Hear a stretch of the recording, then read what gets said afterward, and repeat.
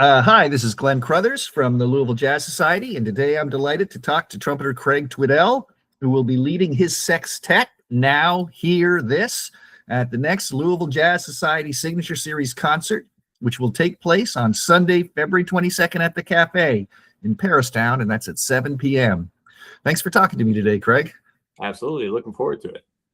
Well, can you tell us a little bit about how you got started playing the trumpet, and more important, how you came to jazz? Sure. So how I came to trumpet was totally by accident, and this is 100% my father's doing. I grew up my dad was in the Army. We moved around a lot. I was born in Germany. I lived in San Francisco for many years, which is why I'm a big Giants fan.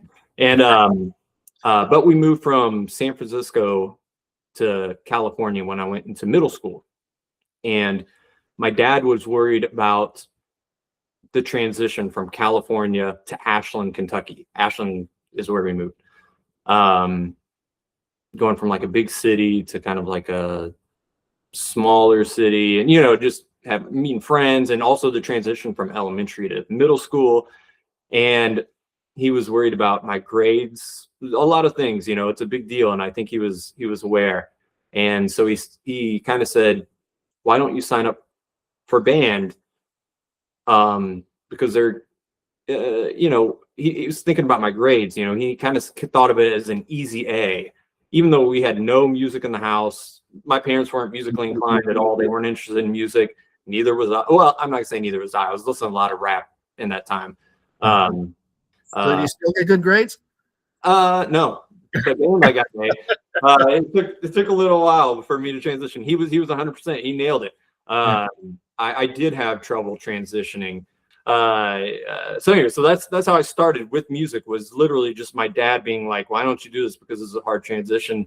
And Right. I think this might be, I don't know, like all of his thinking. He kind of said like an easy A, but maybe he was thinking there might be like something there. Maybe he recognized that I was like listening to a lot of rap, and I was in my room rapping all the time to my tapes.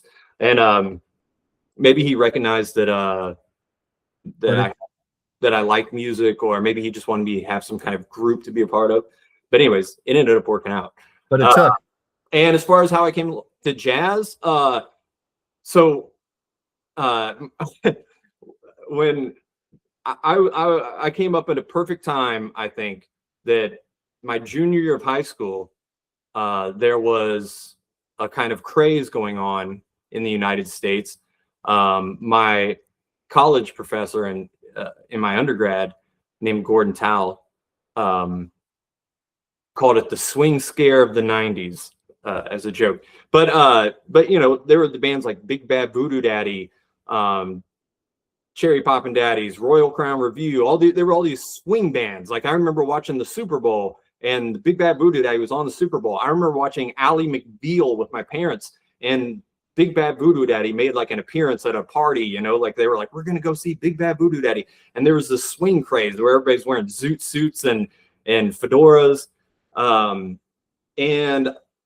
at that time, I was also in jazz band, so it just so I got all those CDs, and my introduction to jazz, even though I know it's not like the hippest.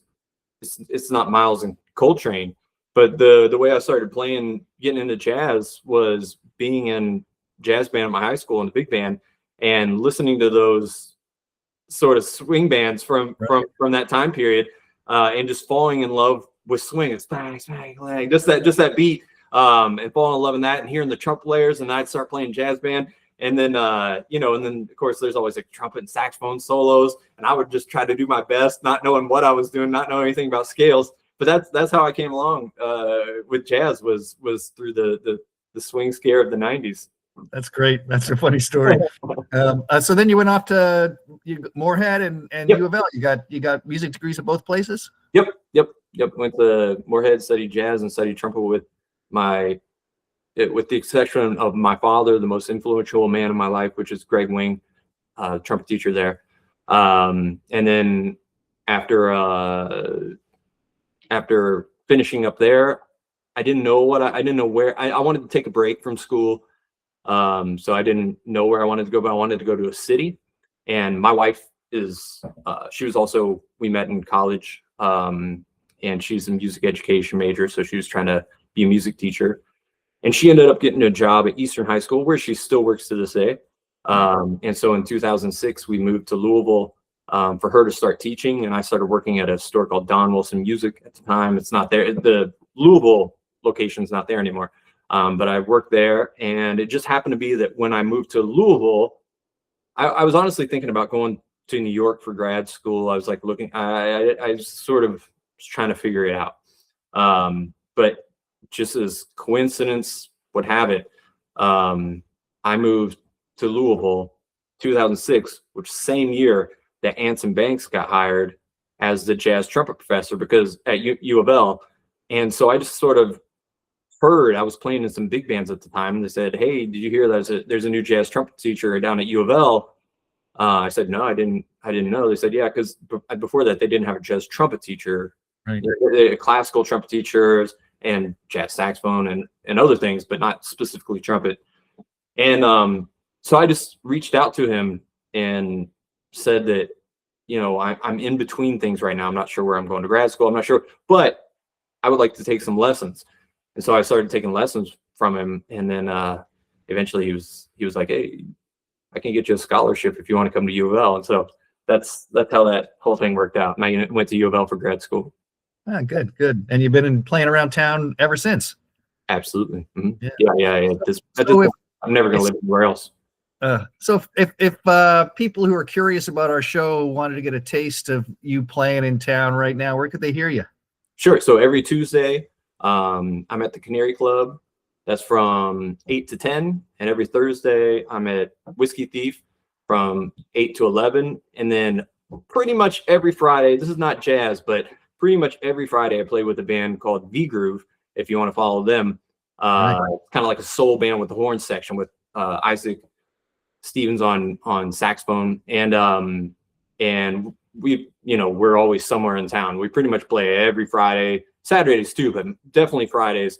We're playing somewhere. So those are places. Great. Well, let's talk a little bit about the show at the Jazz Society on February 22nd. I'm interested in the name of your sextet. How'd you come up with Now Hear This? It was something I thought about a long time ago. I'm always a pun guy. I like puns. Not that Now Hear This is a pun, but I like word things. In 2013, I recorded an album that was called, speaking of puns, it was called Away with Words, but it was away as one, right? Away with words, because it was an instrumental album, but also away. Anyways, whatever. I just like those kind of like pun things.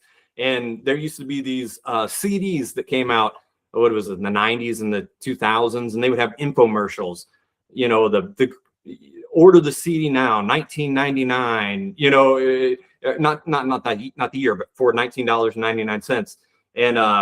And they were called Now Hear This, HEAR.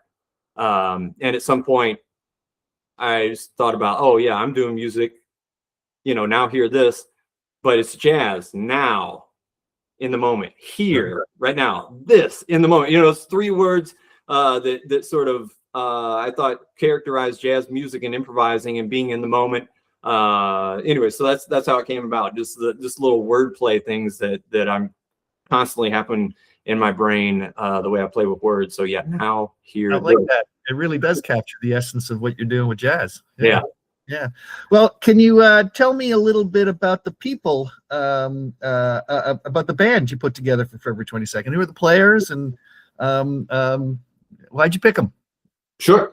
So we got Kevin Dahl playing saxophone. So Kevin and I have a kind of funny history, which was that I was his teacher in high school. His band director went overseas. And so he said, "Would you want to teach my jazz band? It meets 5 days a week." And I think it was first period. So it must have started at like 8:40 a.m. or something like that. And I said, "Sure." And so that's where I met Kevin. And then Kevin eventually went away, went to college as a music major, moved back to town. I started seeing him in jam sessions. And then we got on the Canary gig together, the Canary Club, which we're still doing every Tuesday. and he's also on the Whiskey Thief gig. So I play with Kevin twice a week. He comes over to my house all the time. We're always playing music. It just made sense to get Kevin, Bring him on board. for Kevin to be a part of this gig, because him and I are just playing music together all the time. Right. Ethan Evans is going to be playing trombone. Ethan and I we've been playing together for a long time as well. In fact, he's played with the sextet before in the past for the Jazz Society. Back when, what was the place called? I can't remember the venue. Some place on Bardstown Road. That was called Bardstown. Yeah. And anyways, Ethan was on that gig with me, and we also play in a band together called the Hot Sauce Brass Band. And you know, Ethan's just Ethan can read anything, and just play solos like he's heard the tune a million times, even though it might be his first time playing it. So Ethan. And then on piano, I got somebody you might know, which is Colin Crothers. And I'll tell you why I got Colin to play piano, besides just that I play with him every Thursday and I love the way he plays. But I play with the band I was talking about earlier called V Groove. One time we had Colin sub for us on V Groove. Our piano player couldn't make the gig. And Colin showed up at the gig. It was at Stevie Ray's Blues Bar downtown, and just nailed everything, like he'd played with the band 100 times. And everybody in the band still talks about how when Colin played in the band that first time, we've had piano subs before, but nobody nailed the arrangement like Colin did. With this band, because Colin has never played with the sextet before, but I felt very comfortable that Colin would be somebody who did all his homework and would show up knowing the music. And sure enough, we went to the first rehearsal. Colin was the only one, including me, who showed up with no music and just knew everything by ear at the first rehearsal. So anyway, so that just speaks to Colin. That dude prepares, and he can play just phenomenally, and his ear is great. You're making his dad kind of proud here. Well, that's fantastic. You should be. On bass, I got Doug Elmore, and again, first of all, I played with Doug for years. I've known Doug for years. He's maybe one of the most funny musicians I've ever met, and but he's like, I would say, the orchestra director in the area. Like, I can't even, it's hard to put into words what he is as an orchestra teacher. But because he's, reads scores and everything, when I was like trying to figure out who I wanted to play bass, first of all, he's just an amazing human being to hang out with, amazing bass player. His swing is nasty, great solos, everything, his sound, everything. But also, this is a reading gig. This is a gig where, like I said, I'm bringing in charts. And Doug Elmore, being an orchestra teacher who's in front of musical scores all day with cellos, violins, everything. He knows how to read. And anyway, so that was another thing too. Like, I knew that with Doug, we didn't have to have 4 or 5 rehearsals. We could do one rehearsal and he'd be good to go. Right. Last but not least is Zach Kennedy on drums. Ever since I started this group, every gig I've ever done with this band, Zach Kennedy's been on drums. He's been there from day one to this gig. I've never had another drummer with this group, and I just knew it was going to be Zach on drums. Yeah. So that's if these are a bunch of players that if anybody's been out to shows here in Louisville, you've seen these people play. And absolutely. And not just because my son's on it, but these are some good players. This will be a smoking gig. Well, can you talk a little bit about the music, the repertoire you're going to be playing? Sure. What can people expect to hear on February 22nd? Sure. So the reason, or the way this gig came about, was when I was in grad school. It was encouraged to bring in original music, for ensembles in grad school. But bringing in original music, it's one thing to just write a melody and some chord changes, say this is my original. But the group that I was playing in, the graduate group at the University of Louisville, had 3 horns and a rhythm section. And, you know, generally, if you have 3 horns, you want to utilize it. Instead of having 3 horns playing in unison, you want to have like some cool, you want to voice those horns out in a way that's hip, you know? And I didn't know how to do that. And so I, just like the way I learned to play jazz was from transcribing things off of recordings.